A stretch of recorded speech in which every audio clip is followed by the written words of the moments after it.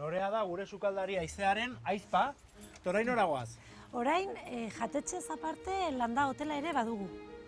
Honetan 5 logela ditugu, amak arduratzen da logelez eta bezeroez, eta beraiei erakusten die alderdi honetako tokirik politenak.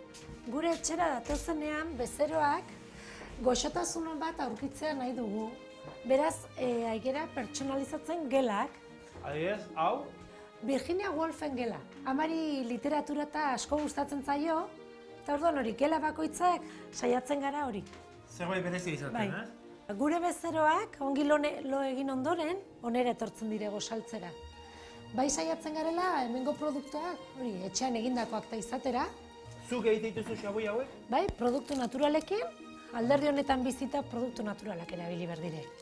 Lorea, gaur haizeak zer prestatuko digu? Gaur haizeak onddoak kozinatu behar ditu, alderdi honetakoak. Hemengo ontxo ederrazkoak, ezta? Bai? Goazen ba,